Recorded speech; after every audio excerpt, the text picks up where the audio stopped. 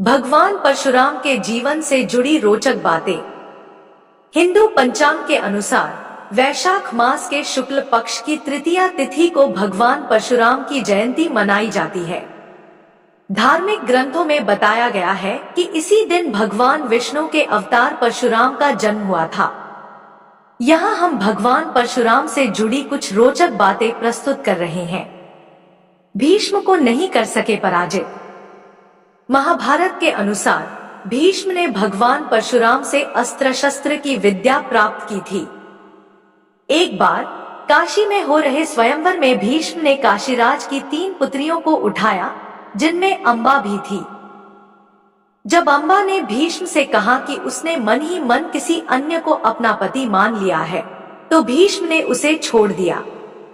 अंबा ने फिर भगवान परशुराम से अपनी व्यथा सुनाई। भगवान परशुराम ने भीष्म को विवाह करने के लिए कहा, लेकिन भीष्म ने इनकार कर दिया।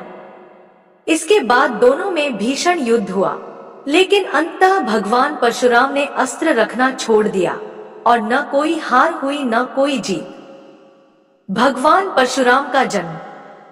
भगवान परशुराम का जन्म एक विशेष घटना से जुड़ा हुआ है। महर्षि भृगु के पुत्र ऋचिक और राजा गाधी की पुत्री सत्यवती के विवाह के बाद सत्यवती ने पुत्र की इच्छा की।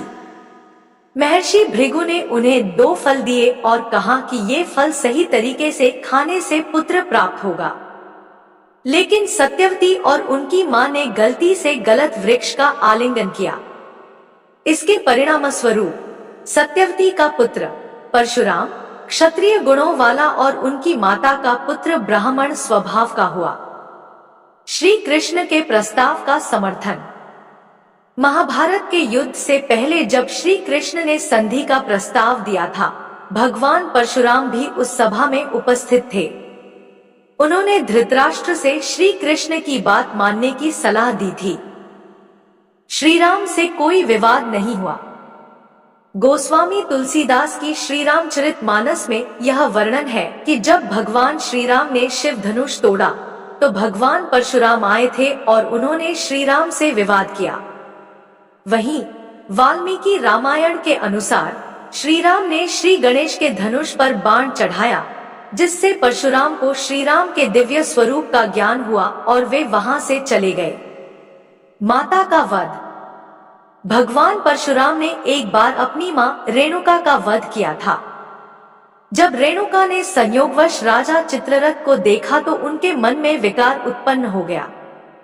इस पर मुनि जमदग्नि ने अपनी पत्नी को शाप दिया कि उनके पुत्रों में से कोई भी माता का वध न करे, लेकिन परशुराम ने बिना सोचे समझे अपनी माता का वध कर दिया। मुनि प्रसन्न हुए और परशुराम से वरदान मांगा, जिसमें उन्होंने अपनी माता को पुनर्जीवित किया। कार्तवीर्य अर्जुन का वध। कार्तवीर्य अर्जुन ने भगवान परशुराम की माता के रूप में कामधेनु का अपमान किया। परशुराम ने इसका बदला लिया और उसकी हजारों भुजाओं को काटकर उसे मार डाला। क्षत्रियों का सहार। भगवान परशुराम ने 21 बार धरती को क्षत्रिय विहीन किया, क्योंकि वे क्षत्रिय राजाओं की अत्याचारों से नाराज थे। उन्होंने क्षत्रियों के पापों का प्रतिकार किया और उन्हें समाप्त किया। पृथ्वी का दान। महाभारत के अनुसार भगवान परशुराम ने अपनी क्रोध शांत होने के बाद पूरी पृथ्वी ब्राह्मणों को दान कर दी। वे महेंद्र पर्वत पर निवास करने चले गए।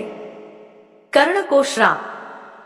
भगवान परशुराम ने कर्ण को श्राप दिया था कि जब उसे अपनी शस्त्र विद्या की सबसे अधिक आवश्यकता होगी, तब वह उसे भूल जाएगा।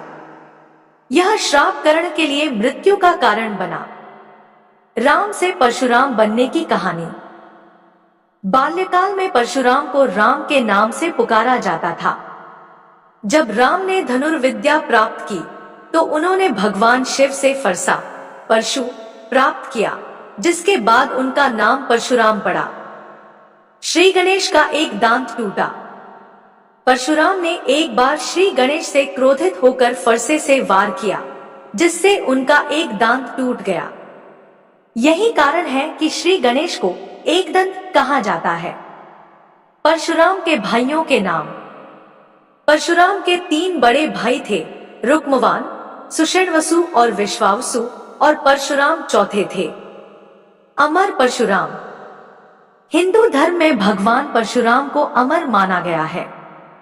उन्हें अष्टचिरंजीवी में गिना गया है और ऐसा माना जाता है कि वह वर्तमान समय में भी तपस्या में लीन है। 9 कर्ण। कर्ण कुंती के द्वारा सूर्य देव से जन्मे थे, लेकिन उन्हें अपनी असली मां का पता नहीं चला। उन्होंने अपना जीवन कौरवों की ओर से लड़ा और अर्जुन के सबसे बड़े प्रतिद्वंद्वी बने। कर्ण का जीवन संघर्ष और दानवीरता का प्रतीक था। 10 पांडव। पांडवों का जन्म महर्षि